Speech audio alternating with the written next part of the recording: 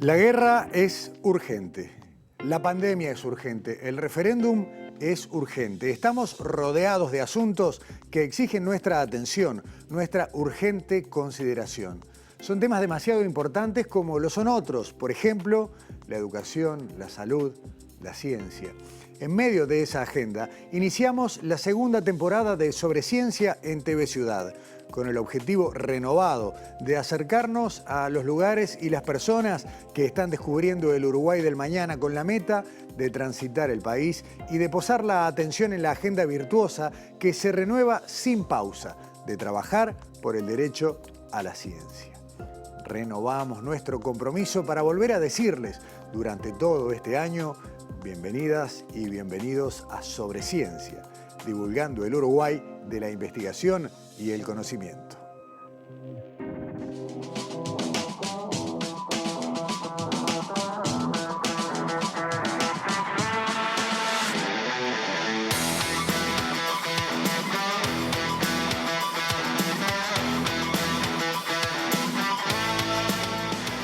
Estamos volviendo al aire con el único ciclo de ciencia de la televisión de Uruguay, en la televisión pública, la televisión de la ciudad de Montevideo.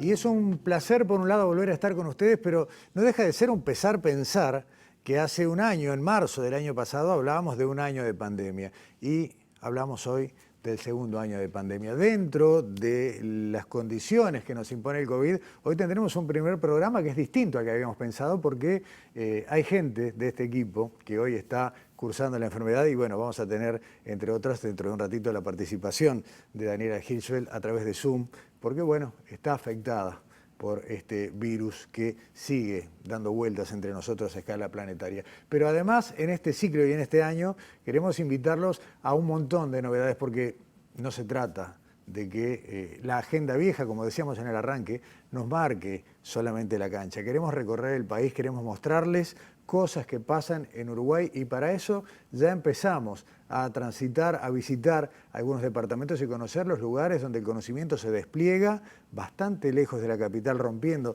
con el centralismo montevideano. Daniela y Alexandra estuvieron en el litoral y con eso vamos a ir arrancando. Por eso, primero le doy la bienvenida en piso a Alexandra Perrone. Alexandra, ¿cómo estás? Hola, buenas noches para todos. Y bueno, como vos decías, un placer estar acá inaugurando la segunda temporada de Sobre Ciencia. Y bueno, por el otro lado, no es como lo habíamos imaginado, pero de todas maneras la idea es llevar la información para todos. Ya nos pasó, el año pasado habíamos arrancado el ciclo, lo que fue la primera ola fuerte de COVID motivó que el programa se redimensionara, que tuviéramos que suspender por un tiempo la presencia de invitados en estudios. Bueno, incluso ustedes también tuvieron que participar a través de Zoom durante un tiempo. Bueno, nos redimensionamos para seguir haciendo esto que tanto nos gusta, que es practicar el periodismo científico en esta ventana que es la de TV Ciudad, ¿no?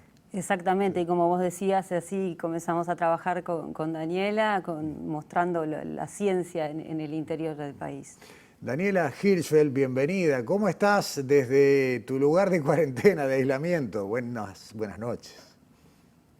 Buenas noches, Gustavo, Alexandra, y buenas noches a todo el público que nos acompaña un segundo año en Sobre Ciencia, que es todo un desafío tan lindo para nosotros.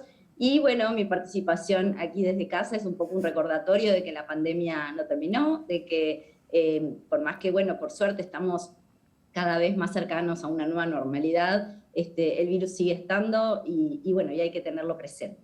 Así es. De todos modos, y afortunadamente antes que todo esto pasara, arrancamos con esto que pretende ser uno de los máximos aportes de este año Sobre Ciencia, que es la de romper los límites departamentales y mostrar lo que pasa en lo que es la tarea de investigación fuera de la capital. Y en esta visita a Salto y Paysandú, ustedes vieron y trajeron cosas que son únicas, ¿no? Por ejemplo, el único laboratorio de máxima bioseguridad que hay en Uruguay.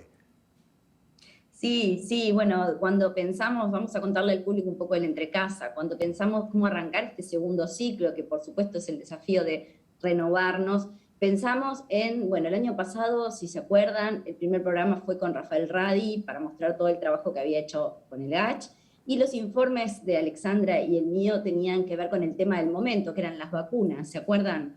Sí, claro que sí, Y era la esperanza que teníamos. exactamente. Y este año, bueno, en el segundo ciclo, cuando empezamos a pensar, dijimos, bueno, ¿cuál fue una de las noticias científicas del año pasado? Y en realidad, hacia fin de año, se inauguró, como bien dijiste, el primer laboratorio de seguridad, de bioseguridad nivel 3 en Uruguay. Que dicho así parece algo muy técnico, y lo es, pero en realidad es el primer laboratorio de su tipo en Uruguay, y Uruguay a su vez era el único país de la región que no tenía este laboratorio. Entonces, la verdad que marca un cambio. Y este laboratorio está en Salto, en el Centro Regional Norte de Salto de la Universidad de la República. Entonces dijimos, qué mejor que empezar allí nuestra recorrida de este año. Una noticia que fue, como decías vos, muy importante y que la agenda y las urgencias tal vez no dejaron que destacara, y bueno, que es bueno poner hoy en primer plano y elegir ese tema para arrancar este ciclo. Exacto. Bueno, te cuento un poquito más. Para contarnos, para mostrarnos las instalaciones, fuimos a Salto y entrevistamos a Rodney Colina, que es el director del Departamento de Virología Molecular del Centro Regional Norte de la Universidad de la República en Salto, y el impulsor de este proyecto que demoró muchos años en concretarse. ¿Y qué es este laboratorio? Él lo va a explicar mejor, pero vamos a contar primero, vamos a hacer referencia a que el nivel de seguridad, bioseguridad de un laboratorio hace referencia a la peligrosidad de los organismos que puede manipular, que la investigación que se puede hacer allí. Y son 4 niveles.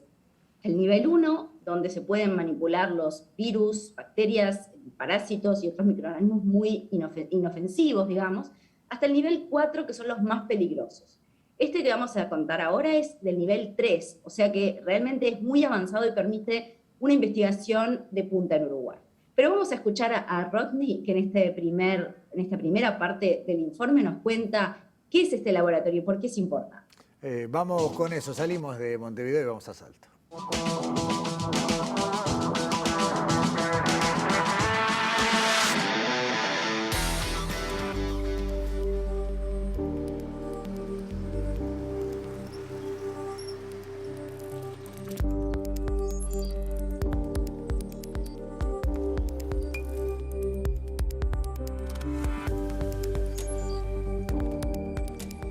Un laboratorio de bioseguridad 3 o BSL3, como se le llama en inglés, es un laboratorio que permite trabajar con patógenos que afectan de manera severa, media o severa, la salud humana, animal o vegetal.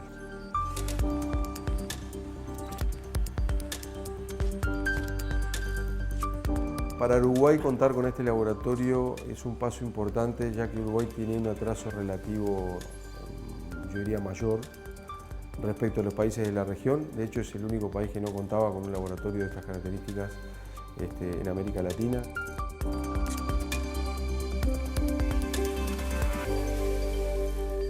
No todos los microorganismos se trabajan en este nivel de bioseguridad, porque hay 4 niveles de bioseguridad. Algunos se trabajan en nivel 2, que es un nivel menos estricto que este, como el virus de la gripe, por ejemplo, u otros virus.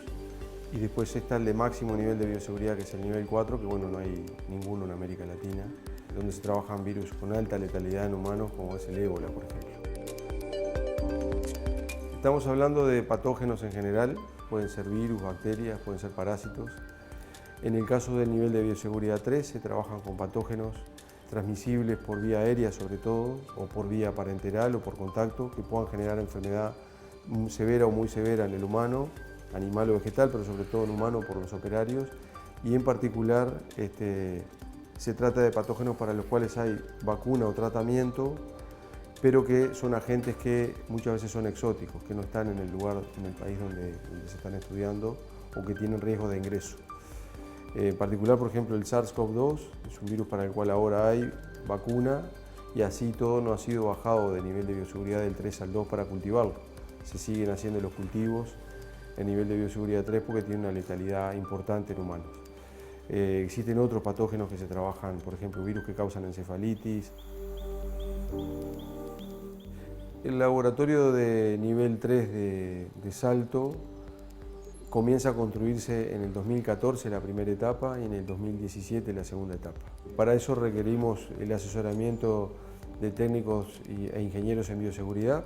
Contratamos a una empresa del NIH de Estados Unidos, del National Institute of Health de Estados Unidos, quienes son referentes de bioseguridad a nivel mundial.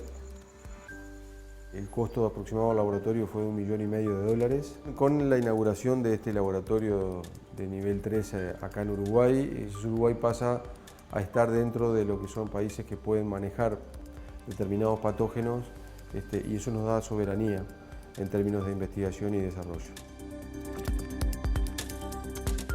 Uruguay, por ejemplo, hoy envía a Argentina todas aquellas muestras que provienen de pacientes con parálisis flácida, que son causados por un virus, entre otros, que se llama enterovirus, y esas muestras, por ejemplo, hoy podrían estudiarse acá en Uruguay, en este laboratorio, en conjunto con el Ministerio de Salud Pública. Algunos patógenos en animales también.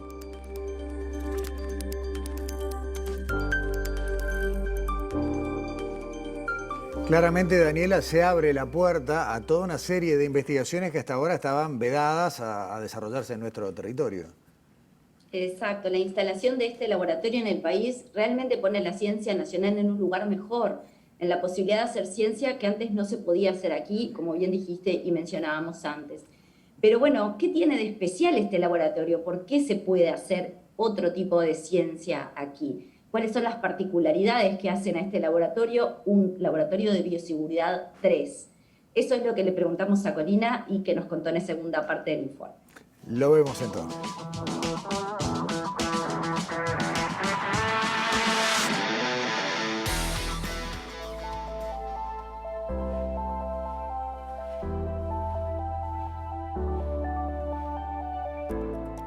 Es un laboratorio que requiere un área específica definida en la cual tiene que haber presión negativa del aire, el aire puede solo ingresar. Todas las aberturas del laboratorio están selladas con un sellado que se llama sellado biológico.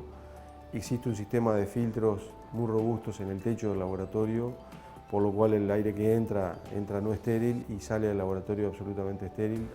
Y es un laboratorio que necesita ser certificado por una norma internacional. En este caso el de Salto ha sido certificado por la norma estadounidense de bioseguridad.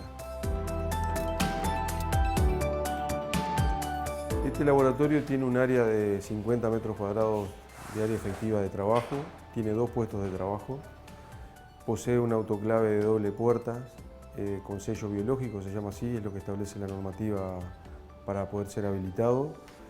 Hace que todo lo que ingresa al laboratorio sale por el autoclave, sale esterilizado. Toda la ropa que uno utiliza para trabajar, líquidos, fluidos, salen decontaminados químicamente o por temperatura.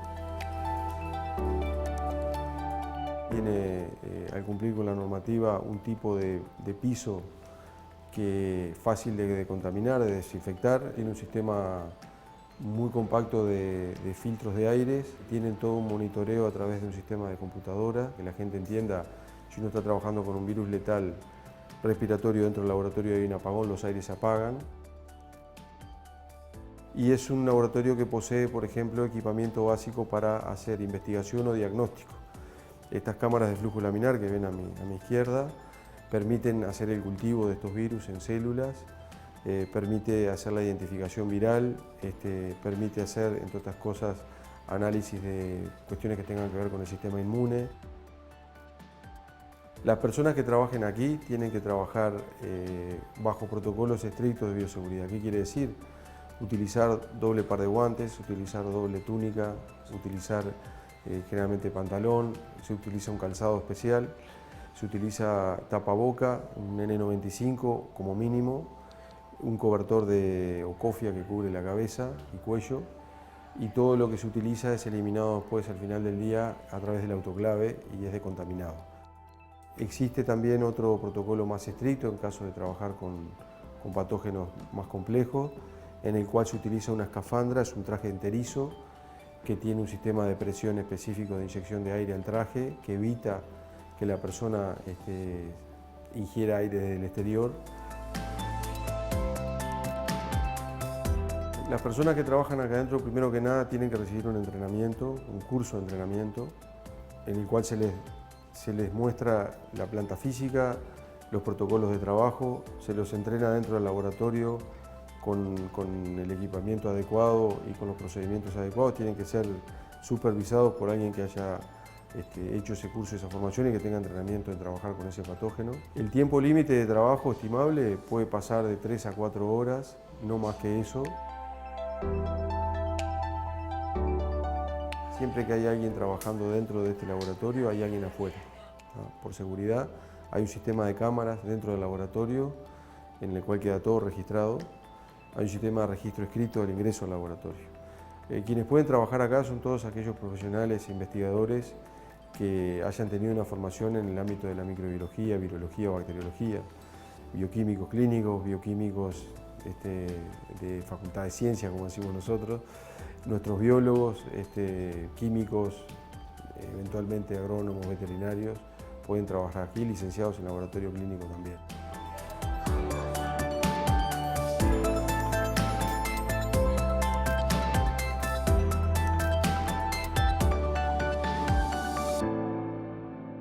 Daniela, las instalaciones, el lugar, lo que se ve ahí, parece de alguna manera o sacado de una película o al menos no de Uruguay. No estamos acostumbrados. No, yo creo que sí, que es Uruguay, eso es lo que tenemos que Claro, tenemos que acostumbrarnos, acostumbrarnos. ¿no? Claro, creo que sí, bueno, como vimos, un determinado material en el piso, ciertas características de filtros, una indumentaria particular, una forma de trabajo en particular, todo eso hace al nivel de seguridad de un laboratorio. Eso es lo que nos contó y nos mostró Rodney Colina en esta parte del informe. Y por supuesto ahora lo que resta es preguntarle, bueno, y con todas estas características, ¿qué es lo que podemos hacer? ¿Qué va a hacer su grupo? Que es el que va a poder utilizar más directamente este laboratorio, aunque está disponible para toda la comunidad científica que así lo requiera. Eso fue entonces lo que le preguntamos a Rodney, que también nos contó por qué está en Salto, ¿no? Bueno, que es un punto estratégico en la frontera con Argentina y Brasil. Así que bueno, vamos a escuchar la tercera y última parte del informe. Bien interesante eso, Daniela, lo vemos.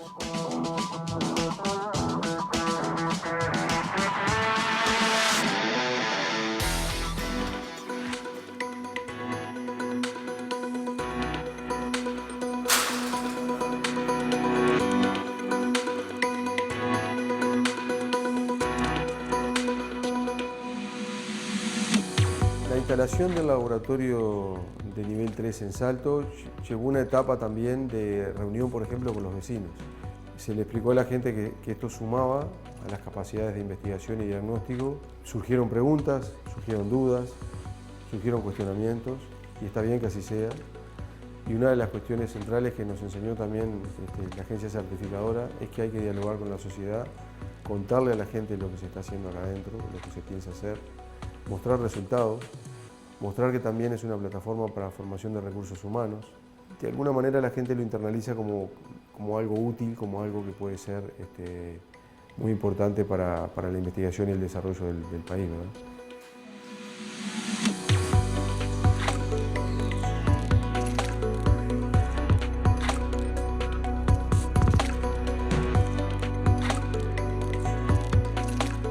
Acá en el Laboratorio de Bioseguridad 3 en Salto vamos a empezar a focalizarnos en la investigación de este virus, el SARS-CoV-2, en particular hacer el aislamiento viral en cultivos de células a partir de muestras que circulan, de virus que circulan en la región y en el país, poder también hacer estudios de pacientes vacunados y saber cómo el virus está cambiando respecto a la inmunidad de estos pacientes.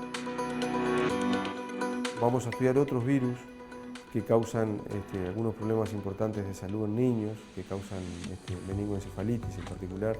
Vamos a hacer algún estudio también en el virus de HIV para estudiar algunas cuestiones que tienen que ver con la biología del virus y los tratamientos existentes hoy en día.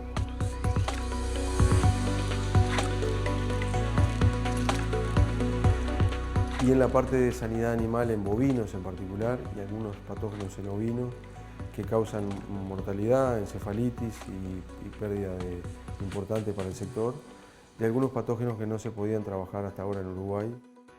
Proyectos conjuntos con INIE y con el sector productivo, obviamente, que es tan importante para que esto funcione.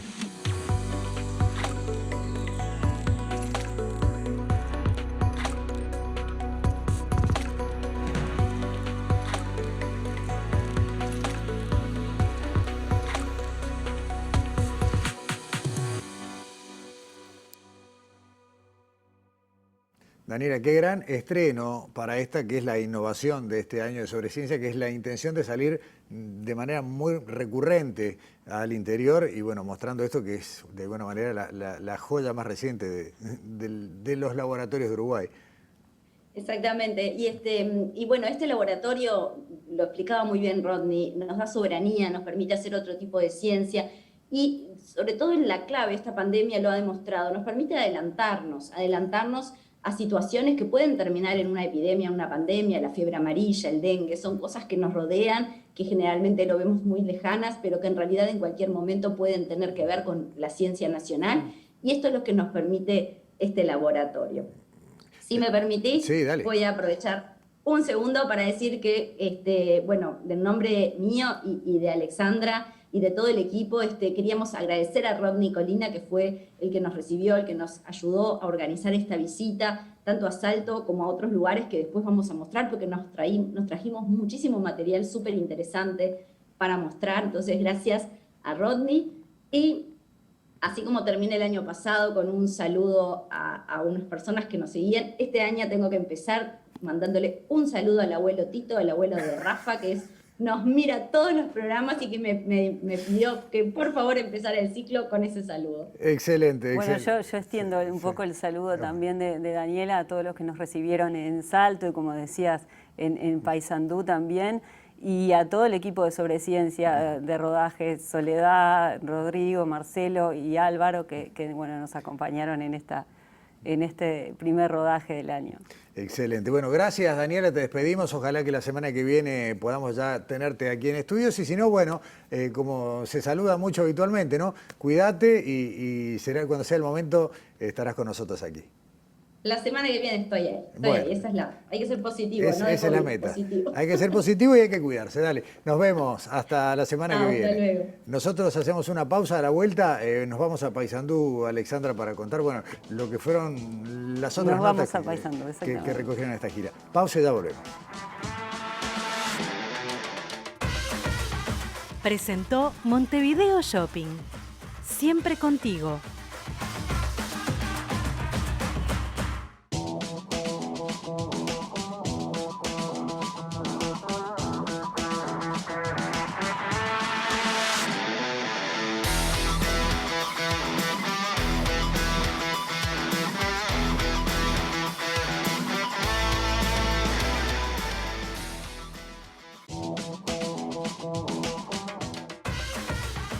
Presenta Montevideo Shopping.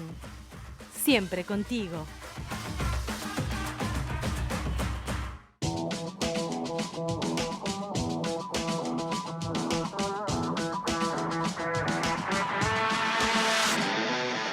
Volvemos a Sobreciencia y antes de pasar a Paysandú con Alexandra, quiero contarles que en el último bloque vamos a tener aquí en estudios a la presidenta del Consejo del Instituto de Investigaciones Biológicas, Clemente Estable, a la doctora Cecilia Escorza. Pero ahora sí nos vamos a Paysandú, Alexandra, en esta visita por el litoral que hicieron junto a Daniela. Sí, vamos a Paysandú, allí estuvimos conociendo el Departamento de Química del Litoral, que se encuentra en la Estación Experimental Dr. Mario Casinoni, que es donde está la Facultad de Agronomía y brinda varios servicios de ingeniería veterinaria. Y es un polo de desarrollo interdisciplinario que permite investigar varias líneas de investigación de forma interdisciplinaria y sobre todo allí de la región. Bueno, en el Departamento de Química del Litoral nos recibió el doctor Guillermo Moina. Y bueno, uno de los principales trabajos que realizan allí, porque cuentan con una alta plataforma de tecnología analítica, es el estudio de la metabolómica. A ver. La metabolómica podemos explicarlo así, después él lo detalla en el primer tape, pero es una ciencia ómica junto con la genómica y la proteómica, que en vez de estudiar genes y proteínas, estudian metabolitos, o sea, tienen la capacidad tecnológica de estudiar una gran cantidad de moléculas de cómo funciona un organismo vivo, ¿no? Para explicarlo así, pero él lo detalla ahora. Se entiende claro, está bien. Bueno, él nos cuenta allí las líneas de investigación donde aplican la metabolómica y bueno, y es una de las ciencias también que de alguna manera abre la puerta a lo que es la detección de enfermedades de difícil diagnóstico. O sea, apuntan a lo que es la medicina personalizada, ¿no? Está bueno. Lo podemos ver en el primer tape que nos explica qué es la metabolómica y cuáles son las principales líneas de investigación. Primera parte del informe desde Paysandú.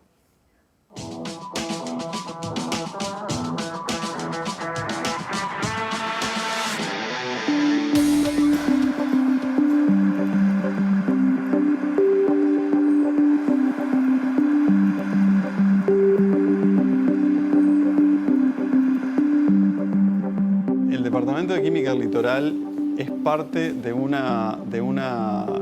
emprendimiento del UDELAR, un gran proyecto del UDELAR de descentralización que comenzó a mediados del 2000.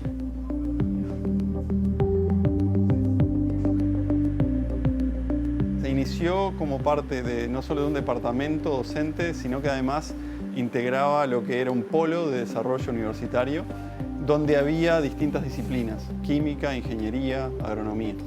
El laboratorio trabaja con muchos otros departamentos del CENUR, que es el Centro Universitario Regional, en este caso el Litoral Norte, además con laboratorios, por ejemplo, del IP Montevideo, del Instituto Pasteur, de Facultad de Química, Facultad de Veterinaria, Facultad de Agronomía, entre otros, donde tenemos un montón de proyectos interdisciplinarios.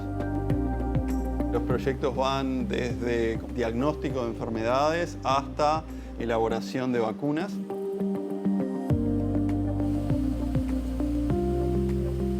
La metabolómica, la definición, digamos, del libro, es el estudio del cambio de las moléculas involucradas en un sistema biológico, un sistema vivo.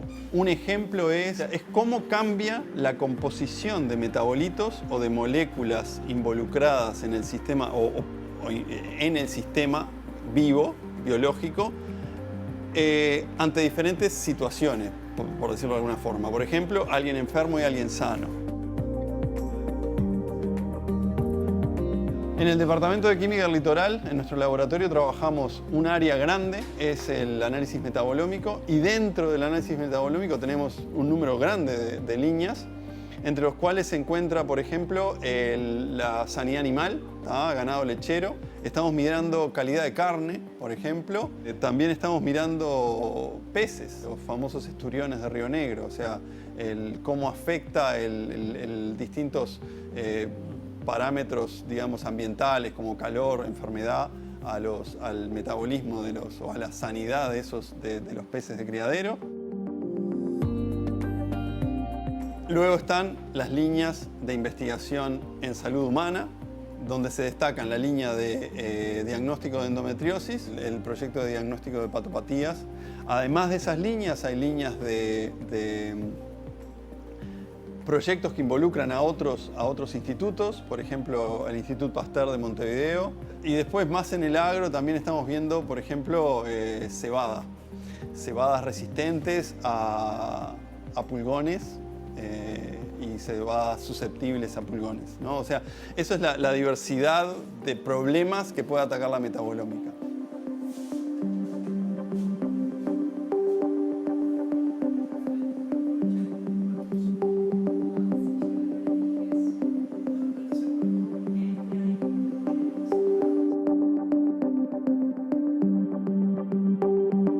Esta disciplina, Alexandra, con un nombre de trabalenguas, ¿no? Porque hay que animarse a decir una y otra vez metabolómica en cámara, tiene, como veíamos en el informe, un campo de acción importantísimo. Muy importante, y bueno, hoy vamos a hablar de una de esas líneas de investigación que tienen, que es la detección de endometriosis, esta enfermedad que se estima que afecta a 190 millones de mujeres en el mundo y que por su diversidad de síntomas es de difícil diagnóstico.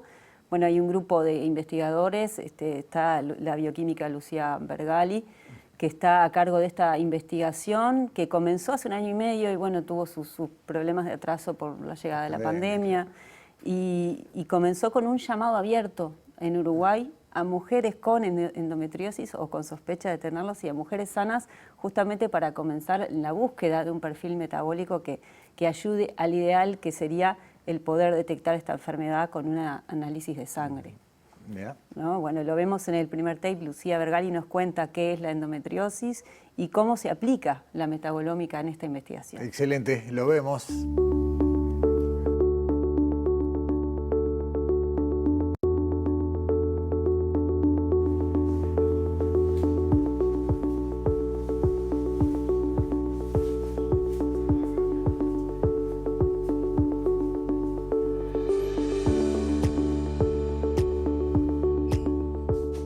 La endometriosis es una patología que solo afecta a las mujeres porque en realidad es el crecimiento del endometrio, que es el tejido que crece por dentro del útero, que es el tejido que cuando la mujer no concibió, o sea, no está embarazada, en la semana que menstrua es el tejido que la mujer, digamos, elimina, el sangrado que elimina.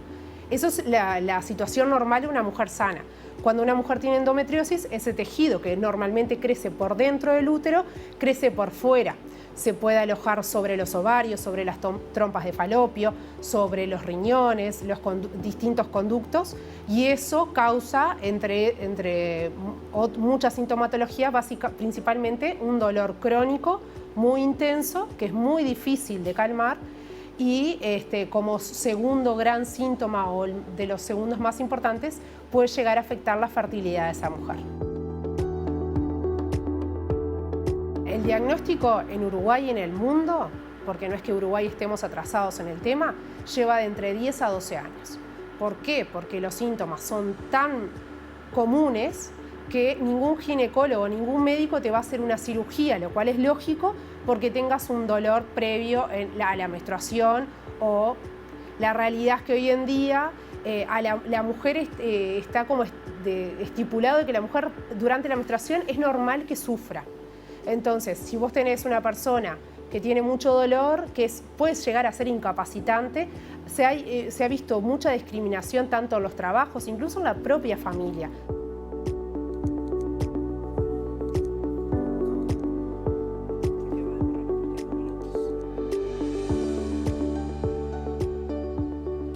El principal objetivo de nuestra investigación es lograr un método diagnóstico para endometriosis que sea rápido y principalmente poco invasivo, que sea a partir de una muestra de sangre. Precisamos mujeres de entre 18 y 45 años que no hayan entrado en la menopausia, básicamente. En caso de las voluntarias sanas, que no tengan, digamos, los síntomas de la endometriosis, no importa que hayan tenido hijos o no. Y en el caso de las mujeres con endometriosis sí nos interesa mucho saber toda la sintomatología y la medicación que están tomando, porque hay como grandes líneas de tipos de medicación que toman, entonces tampoco podemos comparar mujeres que toman medicaciones distintas.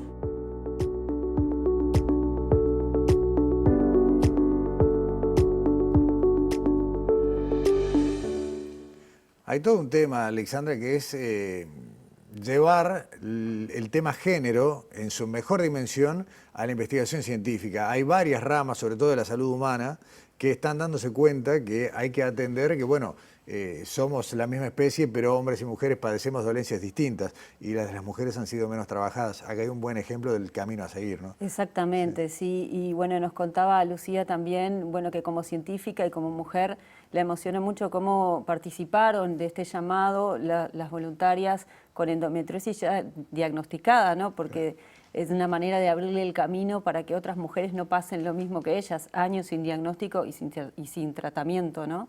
Y bueno, también agradecía a los grupos organizados, Endoguerreras, Endomujeres, Endovida y Endometriosis Uruguay. Y bueno, también nos contaba que tuvieron que hacer un estudio científico previo para poder saber, bueno, porque nos decía que cambia el perfil metabólico durante el ciclo menstrual, entonces tuvieron que hacer un estudio previo para poder tomar estas muestras de sangre a las voluntarias en cualquier momento de su ciclo, ¿no?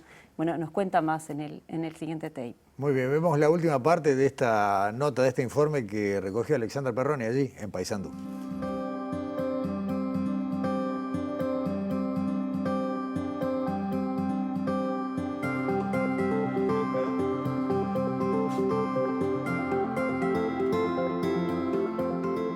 Los síntomas principales de la endometriosis son el dolor, pero dolor incapacitante, que muchas veces se acentúa en los días previos y durante la menstruación. También, bueno, la infertilidad es uno de los grandes síntomas que en realidad se conoce a lo largo de los años, cuando la mujer, después de tener toda una serie de síntomas, empieza a la búsqueda del embarazo y nota que no puede quedar, recién ahí se salta este síntoma. Después también dolor al orinar, dolor al defecar, dolor durante las relaciones sexuales, y el sangrado muy abundante también es un síntoma muy importante Y es tan abundante que estas mujeres llegan a ser anemias durante el periodo menstrual y muchas veces hay que suplementarlas con sangre, con hierro, con muchas vitaminas para que realmente no les afecte su calidad de vida.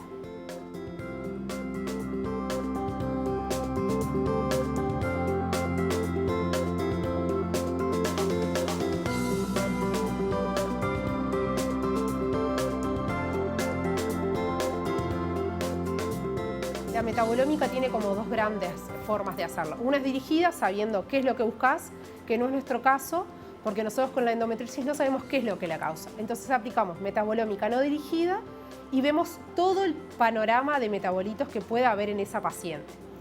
Y analizamos pacientes enfermas y voluntarias sanas. Entonces lo que hacemos es comparación. Voluntarias sanas y pacientes enfermas, las comparamos y evaluamos. Bueno, ¿qué metabolitos las diferencian a un grupo de otro? Puede ser un metabolito que esté presente en mayor grado en las enfermas y en menor en las sanas, o viceversa, o puede ser un solo metabolito o un conjunto. Una vez que logremos identificar ese grupo de metabolitos, porque de seguro no va a ser uno solo, lo que se podría pasar es a cuantificar, es saber qué cantidad de ese metabolito tienen o qué nivel nos indica diferencia entre enfermedad y sano. Y después, los pasos que podrían llegar a venir es hacer kits, digamos, de diagnóstico que sean más de análisis clínico, rápidos, pero eso sería como a futuro, sería como lo ideal, el sueño de llegar a lograr ese kit.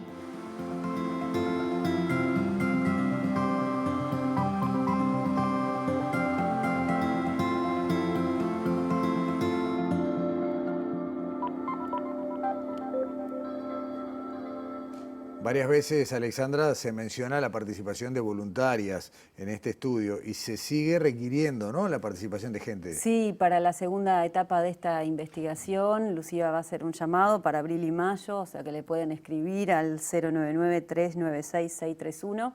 Decirlo de nuevo.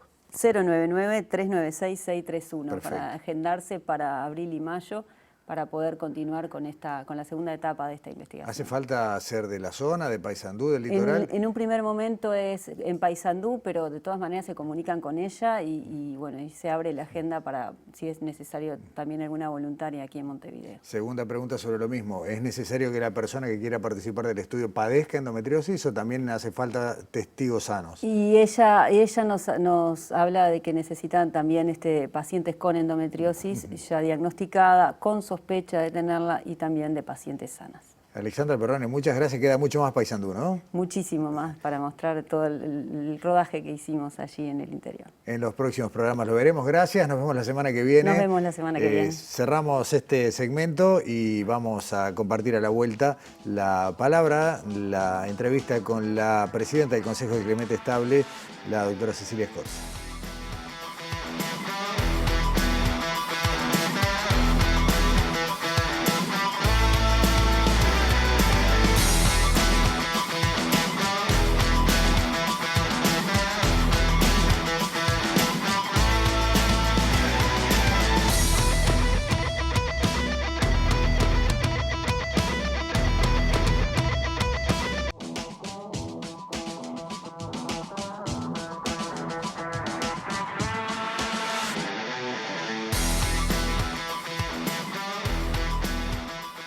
Decir Instituto de Investigaciones Biológicas Clemente Estable, IPSE, o decir Clemente Estable, es como decir ciencia en Uruguay. Hay una relación que ya es imposible de disolver, de separar. Hablar de Clemente Estable es hablar de investigación científica y a veces nos cuesta un poco encuadrar cuál es la ciencia y cuál no, la que se hace en el Clemente, porque no hay nadie a la que esta palabra, este nombre, no le lleve automáticamente a pensar en el concepto de investigadores, de conocimiento, de trabajo que se hace en Uruguay para avanzar, para correr un poquito más la frontera de lo que sabemos en materia de investigaciones biológicas. Hoy tenemos el gusto de recibir en este primer programa de Sobreciencia, a la flamante presidenta del Consejo de Clemente Estable desde hace muy poquito tiempo, la doctora Cecilia Escorza. Cecilia, bienvenida, gracias por acompañarnos. Muchas gracias a ti por la invitación. Más de una vez hemos conversado por tus trabajos científicos, que son muchos y además muy interesantes para la gente, pero ahora te toca dejar el laboratorio y ponerte atrás del escritorio. Exacto. En realidad no dejo mi trabajo, sino que en cierta manera me toca gestionar y presidir el Consejo Directivo por 3 años, por un periodo de 3 años, que es una actividad que nosotros cuando alcanzamos un cierto nivel académico en la carrera científica debemos cumplir en cierta manera ese rol. Y bueno, estoy trabajando con un equipo de compañeros y compañeras del instituto y también tenemos en esta oportunidad una delegada, una profesional delegada del MEC. El instituto es una unidad ejecutora del Ministerio de Educación y Cultura y en ese sentido, bueno, tiene una dirección con una presidenta en este caso y un vicepresidente y después consejeros de las distintas áreas, coordinadoras de las áreas temáticas en las que trabajamos en el instituto y en este caso tenemos la participación de una delegada del ministerio. No todo lo que se puede definir como ciencia o ciencia básica tiene que ver con el Clemente. Sin embargo, uno, lo que decía en el arranque, ¿no? El común de la gente asocia, bueno, ahí hay ciencia. Claro. Exactamente en este último tiempo, ¿cuáles son los puntos fuertes de Clemente?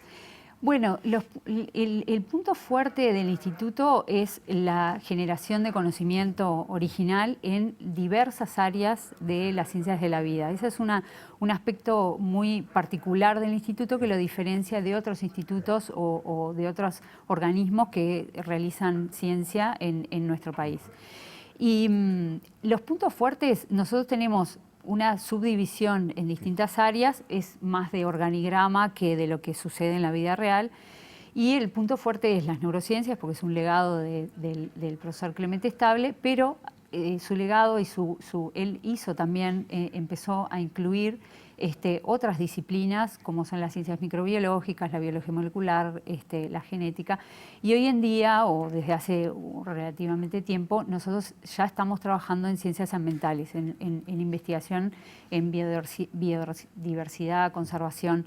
Entonces, todas esas áreas temáticas en las que nosotros nos dedicamos nos dan un punto en particular o una característica propia del instituto, porque nos permite trabajar en una amplia gama de disciplinas y nos prepara en cierta manera, si bien el instituto tiene líneas de investigación muy consolidadas y formación de recursos humanos especializados de larga data, nosotros estamos preparados en esa generación de conocimiento constante que nosotros promovemos y realizamos. Nosotros estamos preparados para abordar casi cualquier disciplina o casi cualquier problema vinculado a una diversidad temática y eso es muy importante. El ejemplo bien paradigmático es el aporte del instituto en el periodo de pandemia, ¿verdad? Hasta el día de hoy sigue aportando en ese sentido. Pero, por otro lado, hay temáticas bien puntuales que surgen en determinados momentos y el IPSE, el instituto, puede afrontar. La gente, nosotros podemos afrontar y podemos aportar conocimiento en ese sentido. Más allá de la investigación básica, que también es un aspecto bien marcado, nosotros formamos gente, estamos dedicados a la formación de investigadores especializados que después van a absorber otras instituciones. El IPSE no puede absorber a todos los profesionales, pero sí es parte de un sistema nacional de ciencia conformado por distintas instituciones y la universidad, por supuesto, y distintos organismos, y nosotros, en cierta manera, o sea, preparamos a la gente para que pueda acceder a esas otras instituciones, ¿verdad? No te pido un número exacto, pero entre investigadores y quienes están cursando estudios de posgrado, ¿cuánta gente trabaja en el Clemente? Bueno, nosotros somos algo así como 190, 200 personas, ¿verdad? Eso es investigadores activos y entre contratados, presupuestados y técnicos de apoyo de gestión o técnicos de apoyo en las plataformas institucionales. De esos 190, 200 personas, el 70% de nosotros hay contratados, es una figura relativamente nueva en la institución, y el 30% somos presupuestados. Esos presupuestados son financiados principalmente por el MEC, el Ministerio. Y el otro 70%, bueno, son fondos estatales con una particularidad bien distinta del presupuestado, porque son cargos móviles y flexibles. Eso nos permite gestionarlo mucho más ágilmente. Pero claro, esa visión que se tiene del funcionario público típico asociado a la ciencia es totalmente difícil de entender. Los presupuestados somos funcionarios públicos, los contratos también son públicos, pero tienen un dinamismo y una flexibilidad que no lo tienen los funcionarios, ¿verdad? Los presupuestados. Está claro. Y el financiamiento del Clemente tiene, como tú decías, una parte que proviene directamente del Ministerio de Educación, tendrá su presupuesto propio, pero después venís con las fuentes de los proyectos que financia ANI. ¿Pueden asociarse con privados para algunos temas en particular? Sí, bueno, el 80% de nuestro presupuesto es MEC, que financia principalmente todo lo que tiene que ver con salarios, ¿verdad? El otro 20% está vinculado con funcionamiento e inversión, que también proviene del MEC. Y después tenemos rubros extra estatales que nosotros tenemos que resolver por convocatorias a proyectos nacionales e internacionales. El fuerte son nuestras postulaciones a los proyectos nacionales. Y después la idea es justamente promover la inserción de investigadores. Creo que eso lo necesitan todas las instituciones, la inserción en aspectos privados, en empresas privadas o en organismos públicos, entes autónomos, ministerios. Todo eso nos puede permitir a nosotros abrir un poco el abanico el lugar de insertar profesionales, investigadores muchas veces jóvenes, sobre todo asociados a sus etapas de posgrado reciente, de doctorado, y que pueden ser muy beneficiosos para, primero, transmitir conocimiento científico original de primera línea, bien actualizado, y segundo, para resolver problemas. Nosotros, digamos, más allá de casos concretos, nosotros estamos entrenados para hacer preguntas y contestar esas preguntas. Entonces,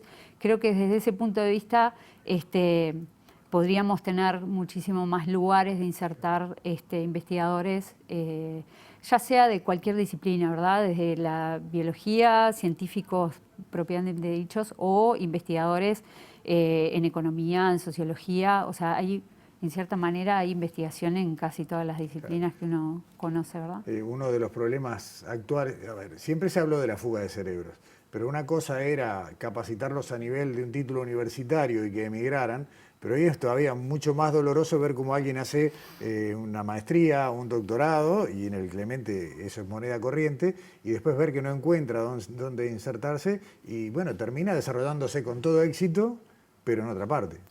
Claro, eso es un poco, eso sucede, es muy cruel y poco eficaz en el sistema, digamos, nacional, que sucede eso, que uno invierte en las personas para formarse y después las absorbe en otras instituciones extranjeras, pero también en ciencia está bueno salir, está bueno adquirir experiencia y actualizarse en otros lados, sobre todo en laboratorios o en universidades donde tienen una inversión muchísimo más alta y donde uno puede trabajar más libremente, mucho más dedicado a una sola cosa y no a múltiples cosas como en general nos pasa a nosotros. Por eso la inversión en ciencia es fundamental, la inversión genera desarrollo en el país y eso es una cosa que nosotros vamos a seguir promoviendo desde las instituciones y también promover digamos, el trabajar con calidad científica y con excelencia, ¿verdad? Pero además, vos decías desarrollo en el país, pero además es desarrollo pensado para el país. Hay un montón de áreas en las que ustedes trabajan y que son de aplicación en nuestras particularidades genuinas.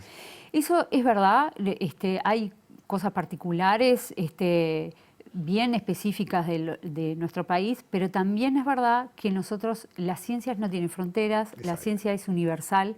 Entonces, cualquier fenómeno que pueda iniciarse en el Uruguay puede también replicarse en otro sitio en el mundo, o al revés, cosas que pasan en el mundo en otra parte pueden incidir a distinto tiempo.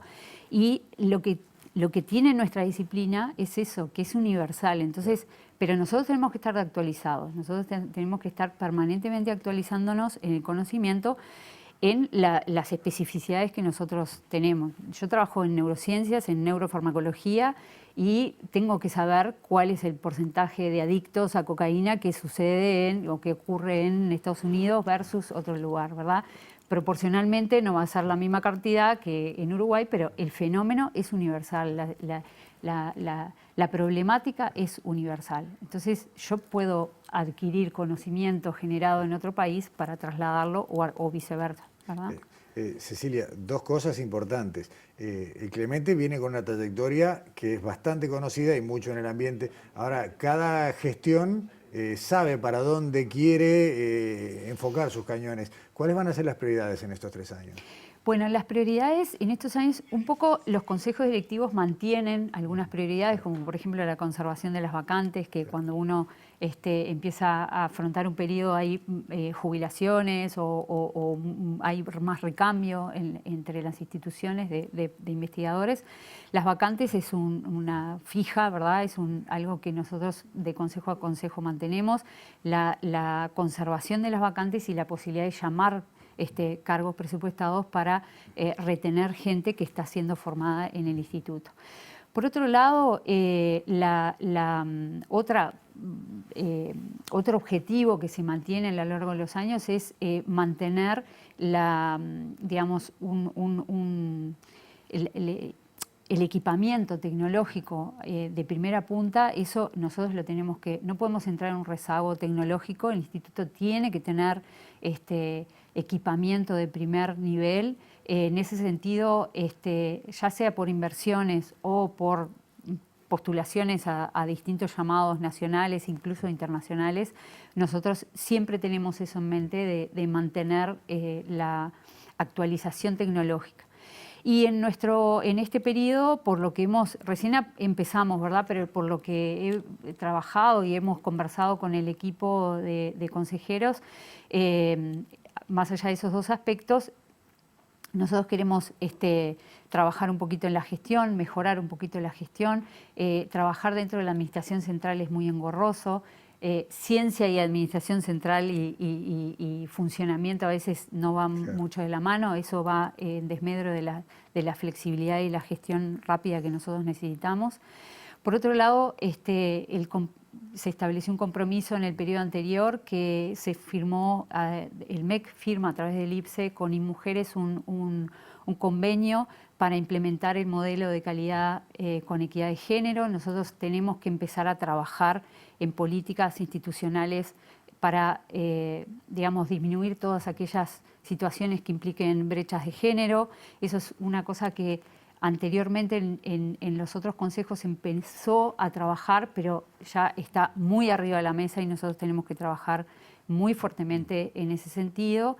Y bueno, digamos, y después toda la parte de comunicación. La parte de comunicación para nosotros es fundamental. Es una tradición del Clemente. Es una tradición, tenemos que mejorar. No tenemos muchos recursos también para generar una comunicación fluida y permanente. Y después a nosotros, los científicos, nos cuesta también un poco comunicar y mantenernos activos en redes sociales o en publicación de artículos en la prensa, que tiene que tenemos que practicar el léxico ese que todo el mundo reclama que necesitamos hacernos entender. Pero bueno, en eso estamos, la comunicación tiene que ser fundamental. Esta pantalla está abierta y la idea es visitar a menudo. Y la próxima nota contigo va a ser como científica, porque queremos visitar el Clemente y que nos cuentes un poco. Son temas que aparte son realmente cotidianos. Cecilia, muchas gracias por esta visita, por acompañarnos en este primer programa de Sobre Ciencia, y nos vemos en el Clemente.